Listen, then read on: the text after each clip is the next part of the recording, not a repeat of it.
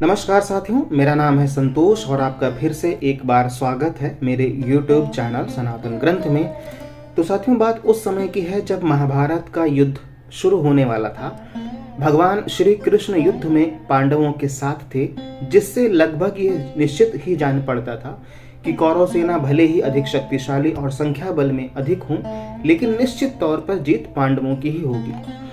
ऐसे समय में भीम का पौत्र अर्थात पोता और घटोत्कच का पुत्र बर्बरीक ने अपनी माता को वचन दिया कि युद्ध में जो पक्ष कमजोर होगा वो उनकी ओर से युद्ध करेगा।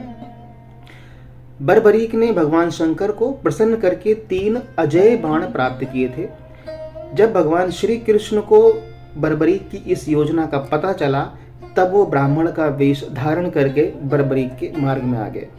साथियों, इससे पहले आगे बढ़ें, कहना चाहता हूं कि यदि आपको अभी तक वीडियो अच्छा लग रहा है तो प्लीज़ कृपया करके वीडियो को लाइक कीजिएगा, और अगर चैनल पर नए हैं तो विनती है बिना सब्सक्राइब किए मत जाइएगा। तो चलिए आगे बढ़ते हैं।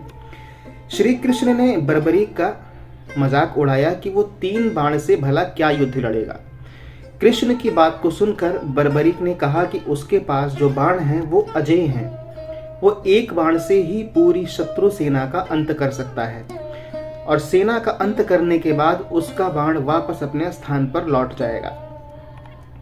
इस पर श्री कृष्ण ने कहा कि हम जिस पीपल के वृक्ष के नीचे खड़े हैं, अपने बाण से उसके सभी पत्तों को छेद कर दो तो मैं मान जाऊंगा कि तुम एक बाण से युद्ध का परिणाम बदल सकते हो।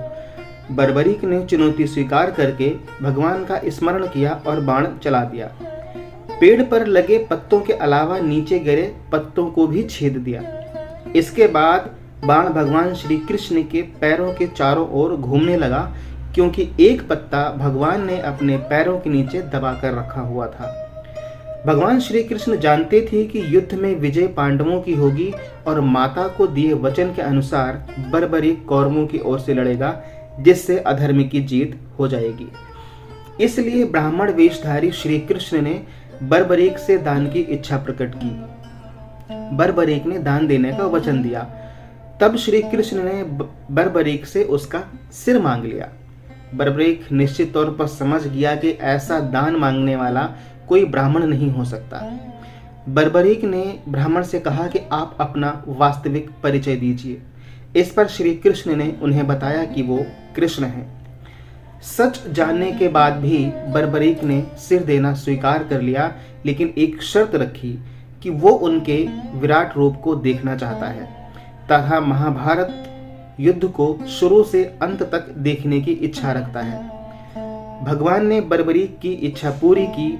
सुदर्शन चक्र से बर्बरीक का सिर काट कर सिर पर अमृत का छिड़काव कर दिया और एक पहाड़ी के ऊंचे टीले पर रख दिया। यहाँ से बर्बरीक ने केसर ने पूरा युद्ध देखा। युद्ध समाप्त होने के बाद जब पांडवों में ये विवाद होने लगा कि किसका योगदान अधिक है, तब श्री कृष्ण ने कहा कि इसका निर्णय बर्बरीक करेगा, जिसने पूरा युद्ध देखा है। बर्बरीक ने कहा कि इस युद्ध में सबसे बड़ी भूमिका श्री कृष्ण की है। पूरे युद्ध में मैंने सुदर्शन चक्र को घूमते देखा। श्री कृष्ण ही युद्ध कर रहे थे और श्री कृष्ण ही कौरवों का, शत्रुओं का संहार कर रहे थे। साथियों, ये थी वो छोटी सी जानकारी पसंद आई हो तो वीडियो को लाइक कीजिएगा। चैनल पर नए हैं तो बिना सब्सक्राइब किए मत जाइएगा। मिलते हैं अगले वीडियो में, तब तक के लिए जय श्री कृष्ण।